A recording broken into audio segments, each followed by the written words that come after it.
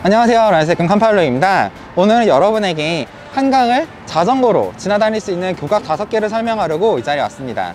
지금 제가 있는 마포대교부터 시작해가지고 마포대교, 한강대교, 반포대교, 잠실철교, 광진교 이렇게 총 5개가 공식적으로 자전거 도로가 있어 여러분들이 자전거를 타고 편하게 경사로로 올라오거나 엘리베이터를 통해서 올라와서 자전거를 타고 교각을 건널 수 있는 다리 5개입니다. 지금 제가 있는 곳은 마포대교이고요. 이 상징물만 봐도 여러분이 여기가 마포대교인 거 아시겠죠? 마포대교 같은 경우에는 이제 1.4km의 다리이고 우리나라에서 1970년에 세워져서 국내에서 총 6번째로 만들어진 다리입니다. 마포대교 같은 경우에 남단에서는 이렇게 올라오는 경사로가 있고요.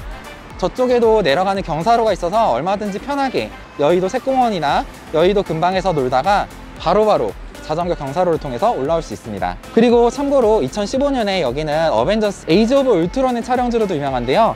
당시에 1000만 관객 흥행을 이제 몰고 왔던 어벤져스의 촬영지인 만큼 외국에도 잘 알려진 다리입니다.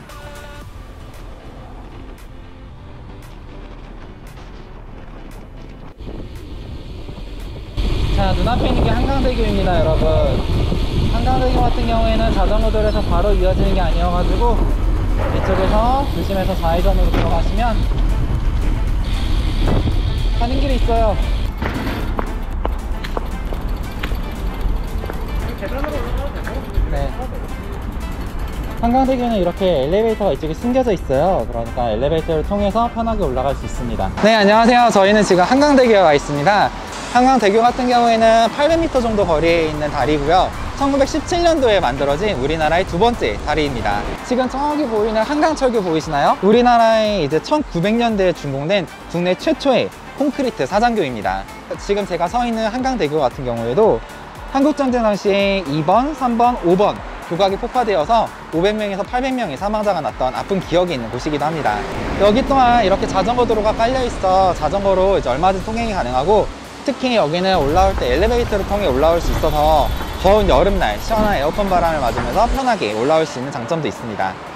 저쪽에 보이는 노들섬 같은 경우에는 연인들이 데이트 장소로 많이 오는 장소인데요. 자전거 타러 왔다가 노들섬 잠시 들려가지고 데이트도 즐기는 것도 좋을 것 같습니다.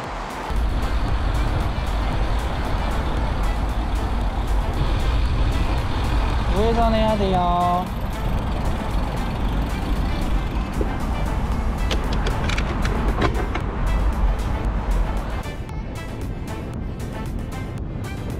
반갑습니다, 여러분. 오늘의 1일 리포터 자전거 유튜버 쌍수루입니다. 지금 여러분들이 보고 계신 이 다리는 바로 반포대교 아래에 있는 잠수교라는 곳입니다. 여러분들 잠수교 다들 한 번씩은 들어보셨죠? 여러분들이 보고 계신 지금 이 반포대교는 2008년에 세계 최대의 교량 분수로 기네스북에 등록이 되어 있습니다. 교량 분수라고 하는 것은 이 다리의 측면에서 분수가 뿜어져 나오는 것들, 여러분들 아마 야간 사진으로도 많이들 보셨을 건데요. 바로 그 분수가 기네스북에 등록이 되어 있다는 사실 알고 계셨나요? 이 반포대교에는 총 1140m의 길이에 380개의 노즐이 양측면에 비치가 되어 있습니다. 그리고 이 노즐들은 분당 19톤이라는 어마무시한 양의 물을 한강에서 뽑아 올려서 여러분들이 보는 그 아름다운 분수를 만들어내게 되죠.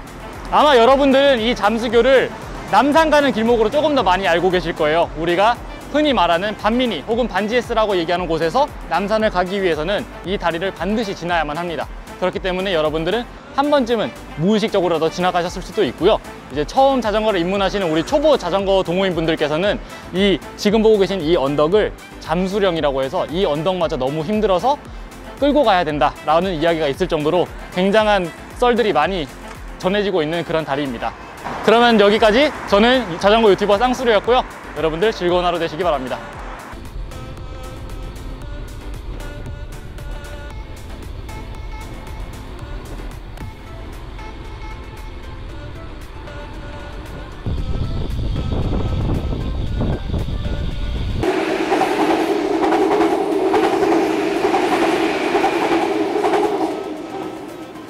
네, 여러분, 지금 저는 잠실철교에 와 있습니다. 잠실철교 같은 경우에는 1.2km 정도의 교량으로 지금 남단과 북단을 자전거 도로로 이어주고 있는데요.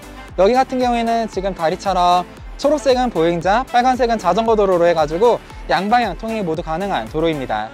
여기 같은 경우에는 지금 자전거를 타면서 지하철을 가장 가깝게 볼 수 있고 인생사진 건질 수 있는 정말 포토 스팟 중에 하나입니다. 그리고 여기 올라오실 때는 북단 같은 경우에는 영상에서 보시는 것처럼 상당히 넓은 경사로로 완만하게 올라올 수 있고, 북단 같은 경우에는 엘리베이터가 설치되어 있어 가지고 엘리베이터로 편하게 올라오거나, 안 그러면 짤막한 계단을 사용하며 경사로로에서 끌고 올라올 수 있습니다. 잠실철교 같은 경우에는 어디인지 모르겠다 하시면 저 뒤에 보이시는 롯데타워를 보고 따라오시면 됩니다. 롯데타워랑 가장 가까운 대교, 그게 바로 여기 잠실철교입니다.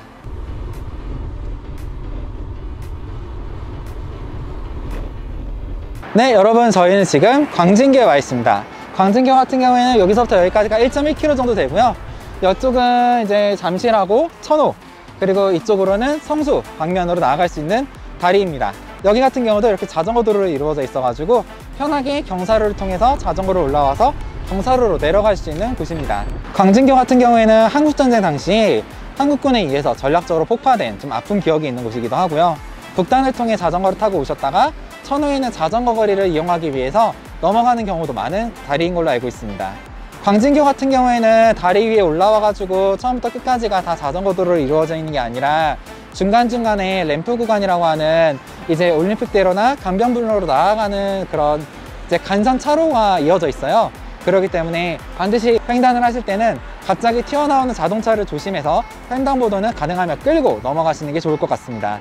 그리고 추가적으로 하나 더 말씀드리자면, 지금 제가 있는 곳 이쪽은 이렇게 자전거 도로와 보행로가 같이 있는 반면에 반대편 같은 경우에는 자전거가 통행할 수가 없고 보행로만 되어 있으니까 꼭 주의해서 이쪽 방면으로 자전거를 타면 좋을 것 같습니다. 자, 여기까지 한강 남단과 북단을 자전거로 편하게 오고 갈 수 있는 다리를 알아봤습니다.